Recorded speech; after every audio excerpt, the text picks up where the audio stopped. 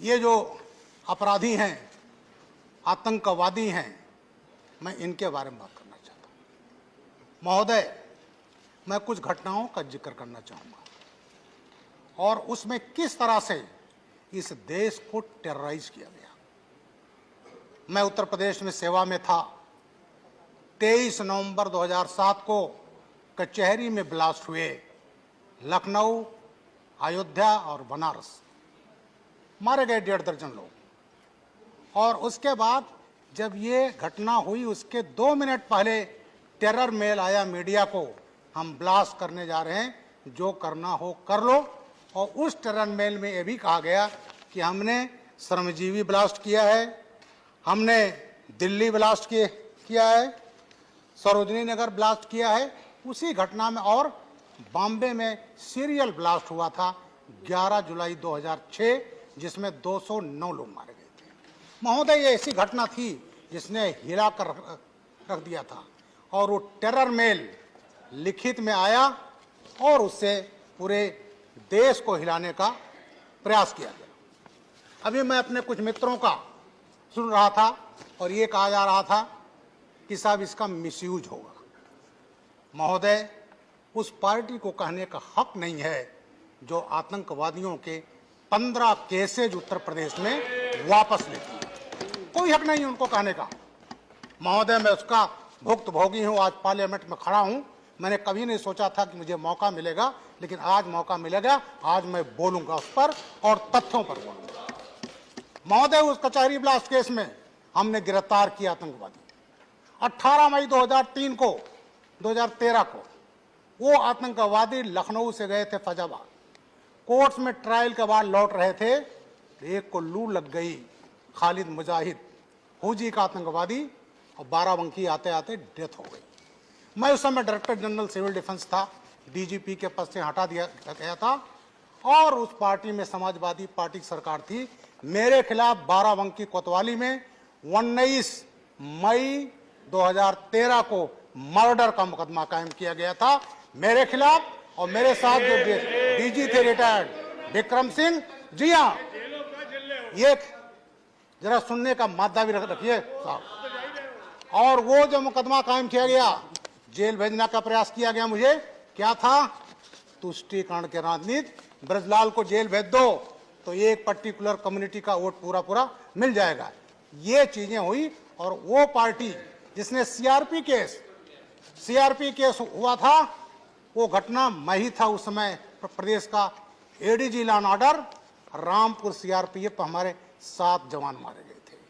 31 दिसंबर बटे 1 जनवरी 2008 की रात में हुआ था। AK-47 से हमला हुआ था और हमारे ही निर्देशन में इंडिया कमांडर लश्कर तोयबा का हाफिज सईद का मैं लाया था। दोनों पाकिस्तानी फिदाइन मोहम्मद फारूक, इमरान, लोकल मैन, और ला करके हमने चार्जशीट लगाई। RDX मिला, AK-47 मिला। और वो जो समाजवादी पार्टी सरकार आई तो उस केस को भी वापस लिया गया। मैं हाई कोर्ट इलाहाबाद को मैं सलाम करता हूं। हाई कोर्ट ने जानते क्या कहा था, महोदय आप कौन होते हैं केस वापस लेने वाले? आप कौन कह रहे हैं कि निर्दोष है? दोषी और निर्दोष तय करेगा कोर्ट। और इलाहाबाद हाई कोर्ट का एक कमेंट था कि आज आप केस वापस ले रहे हो, कल को उनको पद्म विभूषण दे दोगे। ये इलाहाबाद हाई कोर्ट का था। और वो सीआरपीएफ अटैक का केस जो सरकार ने वापस लिया था, उसमें 4 को फांसी की सजा हो गई, एक को आजीवन कारावास हो गया, एक को 10 साल। तो महोदय, ये जो बात करते हैं कि दुरुपयोग होगा, फला होगा, इनको ये दुरुपयोग और सदुपयोग कहने का कोई हक नहीं है। तो ये जो टेक्नोलॉजी बढ़ी तो ऐसे उसकी जरूरत थी, क्योंकि अभी मैं देख रहा था एक साहब ने कहा कि बड़ा दुरुपयोग होगा दिल्ली के। महोदय, इसमें कुछ ऐसी पार्टियां हैं जिन्होंने याकूब मेमन और अफजल गुरु को फांसी जब सजा दी गई तो उस फांसी को सजा को रोकने के लिए रात में सुप्रीम कोर्ट का दरवाजा खटखटाया गया। वो पार्टियां आज का कारण ये दुरुपयोग होगा। फांसी की सजा जिसको सुप्रीम कोर्ट से हो चुकी है जो लटकने जा रहा है और उसके पक्ष में खड़े हैं।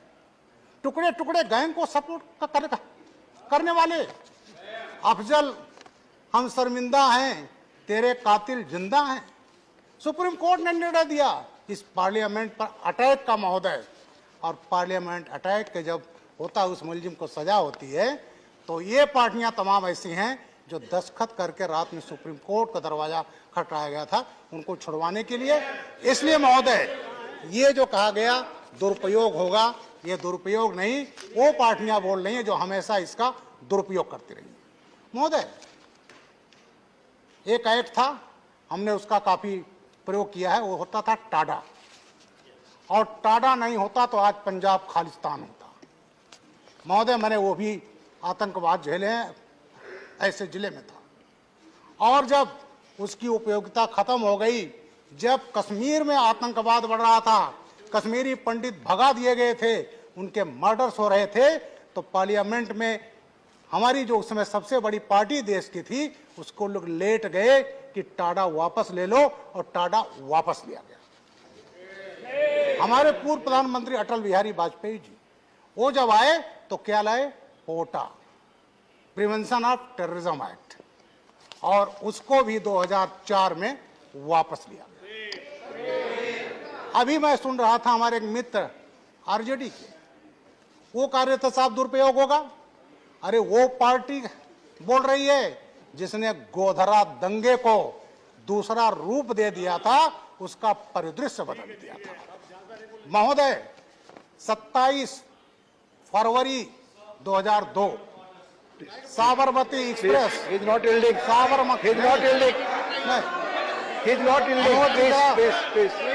फैक्ट पर बोल रहा हूँ, फैक्ट पर बोल रहा हूँ। 27 दिसंबर 2002 गोधरा में ट्रेन गई, Sabarmati express, coach number S6। माननीय लोग हिंट करेंगे तो मैं दूंगा, वो हिंट करेंगे तो मैं दूंगा, प्लीज प्लीज। और महोदय, उसमें जला दिया गया पेट्रोल से 59 राम भक्तों को जला दिया गया। प्लीज महोदय, उसके बाद एक रेल मंत्री हुए 2004 में, जा रही है, प्लीज आरजेडी के थे, उन्होंने आफ्टर हिमालय की यूसी बनर्जी आयोग बनाया। You cannot force chair to give. Let him speak. I will give him opportunity. Let him finish his speech. 2015 को 17 जनवरी 2015 बोल लेने के बाद मैं कह रहा हूँ कि अवसर दूंगा। अभी वो बोल रहे हैं, प्लीज। और वो रिपोर्ट क्या था कि साहब ये आग तो एक्सीडेंटल है, आग ये लगाई नहीं गई है। Nothing will go on record except his speech. उसमें साधु लोग थे, चिलम पी रहे थे, उसको अहमदाबाद हाईकोर्ट ने रोक दिया, पार्लियामेंट में पेश नहीं हो पाया, और वो अल्टीमेटली उस केस में गोधरा में फांसी की सजा हुई। और आज हम Let him finish his speech. I have told you, Jhaji, I will give you. Let him finish his speech. Let him finish. तो महोदय, टेररिज्म इस देश के लिए सबसे बड़ा खतरा है। मैं अपने देश के प्रधानमंत्री माननीय नरेंद्र मोदी जी को प्रणाम करता हूं, आभार व्यक्त करना हूं कि उनके राज में अपराध को, आतंकवाद को पूरी जड़ समूत उसको खत्म करने का निर्णय लिया।